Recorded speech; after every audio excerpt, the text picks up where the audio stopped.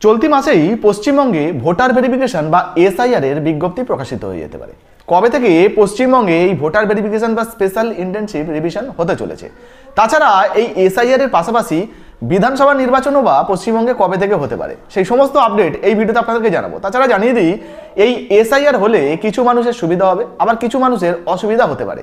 কাদের ক্ষেত্রে এসআইআর এ কোনো রকম কোনো কাগজপত্রের প্রয়োজন পড়বে না, আবার কাদের ক্ষেত্রে এসআইআর করতে কাগজপত্র লাগবে বা কাদের অসুবিধা হতে পারে। এছাড়াও এই ভোটার ভেরিফিকেশন বা এসআইআর নিয়ে আপনারা যে সমস্ত বন্ধুরা আমাদের আগের ভিডিওগুলোতে কমেন্ট করেছিলেন, তার থেকেও 3-4টে কমেন্টের উত্তর আজকের এই ভিডিওতে আপনাদেরকে দিয়ে দেবো।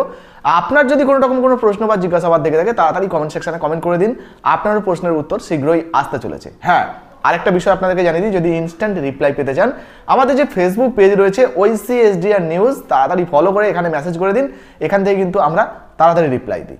যাই হোক, এবার নতুন কি আপডেট উঠে এসছে চলুন এক এক করে দেখে নিই। কবে এসআইআর এর বিজ্ঞপ্তি প্রকাশিত হতে পারে, কি আপডেট উঠে এসছে দেখুন। এখানে পরিষ্কারভাবে বলা হয়েছে চলতি মাসেই রাজ্যে এসআইআর এর বিজ্ঞপ্তি।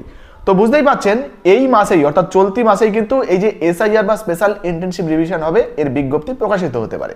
কোথায় প্রকাশিত হয়েছে দেখতে পাচ্ছেন। আচ্ছা, আপনাদেরকে যে একদম নতুন আপডেট দেখাচ্ছি তারও প্রমাণটা দিয়ে দিই। এই জায়গা দেখুন, অক্টোবর 11, 2025। তো বুঝতে পারছেন একদম নতুন আপডেটই দেখাচ্ছি।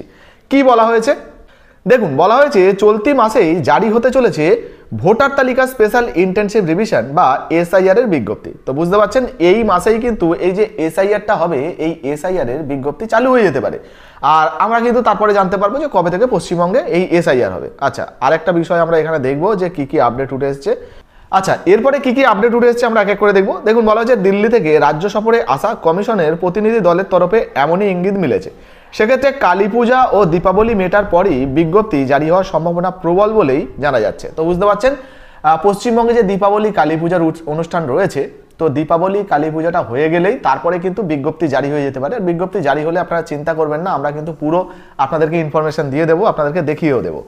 আর বিজ্ঞপ্তি জারির সঙ্গে সঙ্গেই রাজ্য জুড়ে শুরু হয়ে যাবে এসআইআর এর কাজ। তো বিজ্ঞপ্তি জারি হলেই তো স্বাভাবিক ব্যাপার, এসআইআর শুরু হয়ে যাবে। তো আপনারা অবশ্যই তৈরি থাকুন, ডকুমেন্ট যা আছে কাগজপত্র নথিপত্র যা আছে সমস্ত রেডি নিয়ে তৈরি থাকুন, যাদের ক্ষেত্রে লাগবে আর কি। তো এসআইআর কিন্তু শীঘ্রই শুরু হতে চলেছে।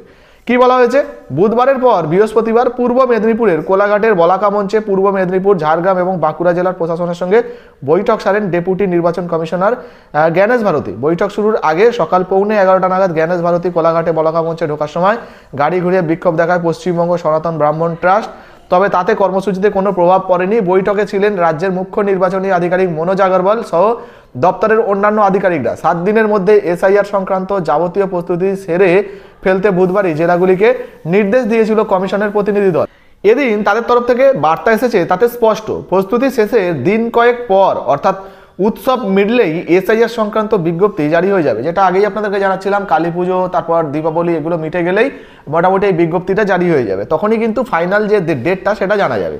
এদিন 3 জেলার সঙ্গে বৈঠকে কমিশন কর্তারা আরও একটি বিষয় উত্থাপন করেছেন। সূত্রের খবর, এসআইআর এর কাজ মেটার মাস দুয়েকের মধ্যেই পশ্চিমবঙ্গের বিধানসভা নির্বাচনের নিঘণ্ট ঘোষণার কথা জানিয়েছে তারা। তো বুঝতে পারছেন এই যে এসআইআরটা হয়ে গেলেই তার 2 মাসের মধ্যেই অর্থাৎ 2 মাসের মধ্যে বা 2 মাসের পরেই পশ্চিমবঙ্গে যে বিধানসভা নির্বাচন বা ভোট হবে তারও কিন্তু একটা বিজ্ঞপ্তি জারি হয়ে যেতে পারে, একটা ঘোষণা কিন্তু হতে পারে যে কবে পশ্চিমবঙ্গে বিধানসভা নির্বাচন হবে বা কবে থেকে হবে। সেই প্রেক্ষিতে এসআইআর এর কাজ নিয়ে জেলাগুলিকে বাড়তি সতর্কতার সঙ্গে কাজ করার নির্দেশ দিয়েছে কমিশন। 3 জেলার প্রশাসনিক প্রধানদের পাশাপাশি এদিন প্রায় 450 বিএলওকে নিয়েও বৈঠক করেছেন কমিশন। সেখানে তাদের স্পষ্ট বার্তা, বিজ্ঞপ্তিতে উল্লেখিত নথির কোনো একটি না থাকলে তালিকা থেকে নাম বাদ দেওয়া যাবে না। অর্থাৎ যে বিজ্ঞপ্তিটা দেওয়া হয়েছে আর যেখানে 11টা নথির কথা বলা হয়েছে, ধরুন কোনো সাধারণ ভোটার বা সাধারণ নাগরিক তিনি ফর্ম ফিল আপ করেছেন এবং কোনো কারণে তার কাছে ওই সময় কোনো ডকুমেন্ট ছিল না, তো এর কারণে সাথে সাথে কিন্তু নাম বাদ দেওয়া যাবে না, এর জন্য আলাদা ভেরিফিকেশন হবে। আচ্ছা, কি বলা হয়েছে আমরা এক এক করে দেখব। দেখুন, বলা হয়েছে কোন পরিস্থিতিতে কেন সংশ্লিষ্ট ভোটারের কাছে নথি নেই তা যাচাই করতে হবে। প্রয়োজনে সংশ্লিষ্ট ভোটারের আত্মীয় স্বজন ও প্রতিবেশীদের কাছ থেকেও খোঁজ খবর নিতে হবে। কোনো বৈধ ভোটারের নাম বাদের ক্ষেত্রে ত্রুটি নজরে এলে বিএলওরাই দাবি থাকবে। তো বুঝতে পারছেন যে বর্তমানে ধরুন কেউ একজন ফর্ম ফিল আপ করেছেন এবং কোনো কারণে নথি নেই, তো সেক্ষেত্রে কিন্তু আবার যাচাই হবে। এমনকি আপনার বাড়ির আশেপাশে যারা বসবাস করেন প্রতিবেশীরা রয়েছেন তাদের থেকেও খোঁজ খবর নেওয়া হবে। এবার যদি বিএলওরা সন্তুষ্ট হন সেক্ষেত্রে আপনার নামটা লিস্টে উঠতে পারে। আর যদি ধরুন বিএলওরা মনে করেন যে আপনি বাংলাদেশ, পাকিস্তান, আফগানিস্তানের মতো দেশ থেকে এসেছেন, আপনার ভোট দেওয়ার অধিকার নেই বা যোগ্যতা নেই, সেক্ষেত্রে আপনার নামটা কিন্তু কাটা যেতে পারে। যাই হোক, এবার দেখুন বলা হয়েছে যে তবে এই প্রসঙ্গে উঠে এসেছে বুথ লেভেল অফিসারদের নিরাপত্তার প্রসঙ্গ। এই ব্যাপারে রাজ্যের দায়িত্বের কথা বললেও নজরদারিতে কমিশন থাকবে বলে কর্তারা জানিয়েছেন। আচ্ছা, বৈঠকে কমিশন আরও জানিয়েছে 2002 সালের ভোটার তালিকায় যাদের নাম রয়েছে তাদের বৈধ ভোটার হিসাবে গণ্য করতে হবে। ওই তালিকায় নাম না থাকলে কমিশনের নির্ধারিত প্রামাণ্য নথিগুলির মধ্যে যে কোনো একটি জমা দিতে হবে। তবে শুধু আধার কার্ডকে প্রামাণ্য নথি হিসাবে বিবেচনা করা হবে না, আধার কার্ড দিলেও তার সঙ্গে বিজ্ঞপ্তিতে তালিকাভুক্ত অন্য কোনো নথির লিঙ্ক থাকতে হবে। তো বুঝতে পারছেন, এখানে পরিষ্কারভাবে বলা হচ্ছে যে যাদের নাম 2002 সালের ভোটার লিস্টে রয়েছে সেক্ষেত্রে কিন্তু তাদের কোনো সমস্যা হবে না। আপনাদের নামটা এমনিতেই তো ভোটার কার্ডের ফর্মে থাকবে, আপনারা ফর্মটা ফিল আপ করবেন তাহলেই কিন্তু হবে। আর শুধু তাই নয়, আপনাদের ছেলে মেয়ে যারা রয়েছেন আর কি, তাদের নামও যদি লিস্টে না থাকে সেক্ষেত্রে কিন্তু আপনার নামটা থাকলে তারাও সাপোর্টিং যে ডকুমেন্ট সেগুলো দিয়ে কিন্তু ভোটার ভেরিফিকেশন করতে পারবে। তবে 2002 সালের লিস্টে যাদের নাম নেই তাদেরকে কিন্তু 11টা নথির মধ্যে থেকে যে কোনো একটা দিয়ে করতে হবে।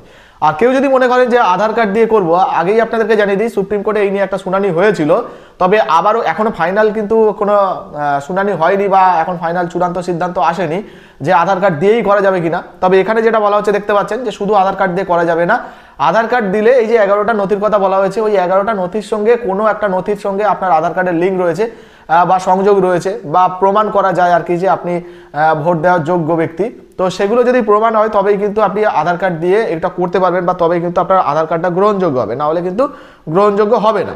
তো বিষয়টা আপনারা বুঝতে পেরেছেন যে ভোটার ভেরিফিকেশন যদি আপনি করতে চান তাহলে মোটামুটি 2002 সালের লিস্টে আপনার নাম থাকতে হবে। হ্যাঁ, কিছু ক্ষেত্রে 2003 সালও চলবে, কারণ কিছু কিছু বিধানসভার ক্ষেত্রে 2002 সালের ভোটার লিস্ট খুঁজে পাওয়া যায়নি, সেক্ষেত্রে 3 সালের যে পাবলিক হয়েছিল আর কি কয়েকটা বিধানসভার ক্ষেত্রে, তো সেই সমস্ত বিধানসভার ক্ষেত্রে 2003 সালের ভোটার লিস্টেও নাম থাকলে আপনাদের চলবে। যাই হোক, এটুকু আশা করি আপনাদেরকে বোঝাতে পেরেছি।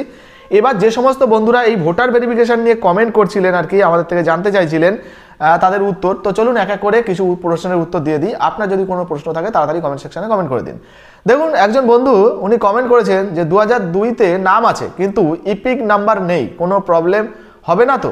তো আপনাদেরকে জানিয়ে দিই, যদি 2002 সালের ভোটার লিস্টে নাম থাকে ইপিক নাম্বার নেই, এরকম শুধু আপনার নয় অনেকেরই ক্ষেত্রে কিন্তু সমস্যা হয়েছে। তবে আশা করি তেমন কোনো সমস্যা হবে না, যেহেতু আপনার নাম আপনার বাবার নাম সমস্ত কিছু রয়েছে।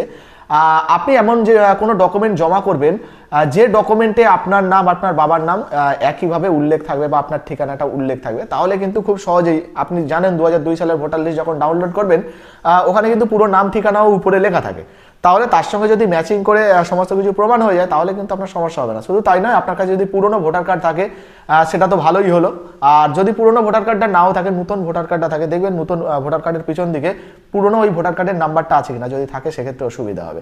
যাই হোক, তেমন কোনো অসুবিধা হবে না। আশা করি এই যে ম্যাপিংটা হচ্ছে এখানে 2002 সালের যদি আপনার নাম থাকে তাহলে আপনার নামটাও লিস্টে উঠে যেতে পারে। এরপরে একজন কমেন্ট করেছেন, আমার দাদার নাম আছে 2002 এর লিস্টে কিন্তু আমার বাবার নাম নেই 2002 এর লিস্টে, তাহলে কি হবে? আচ্ছা, এনার নাম হচ্ছে রাফিউদ্দিন মোল্লা। তো দেখুন, কিছু মুসলিম সম্প্রদায় রয়েছেন, কিছু মুসলিম ভাই বোনেরা রয়েছেন যারা সম্ভবত ঠাকুরদাকে দাদা বলেন।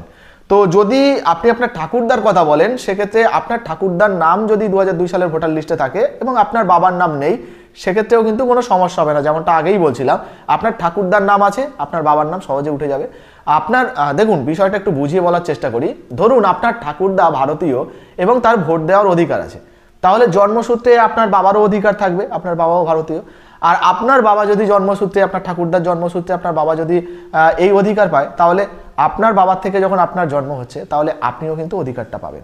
তবে আপনাকে বলবো, পঞ্চায়েত থেকে একটা যে ওই ট্রি সার্টিফিকেট, যেটা আর কি ব্লাড রিলেশন সার্টিফিকেট হয়, ওটা একটু নিয়ে রাখবেন যাতে করে বিএলওদেরকে খুব সহজে বোঝানো যায় যে আপনার ঠাকুরদার নামটা 2002 সালের লিস্টে রয়েছে, তারপরে নিচে লিখবেন পুত্র আপনার বাবার নাম, তারপর লিখবেন তার পুত্র আপনার নাম। তো এইভাবে একটা সার্টিফিকেট নিয়ে রেখে দেবেন, এটা আর কি অতিরিক্ত ডকুমেন্ট হিসাবে আপনার কাজে লাগবে। আর আশা করি আপনার কোনো সমস্যা হবে না। যাই হোক, এরপরে একজন কমেন্ট করেছেন যে দাদা আমি ইন্ডিয়ান রেলওয়েতে চাকরি করি, আমি রেলওয়ে থেকে অবসর নেই, আমি পেনশন পাই, আমার ইন্ডিয়ান রেলওয়ের কাগজ আছে আমার।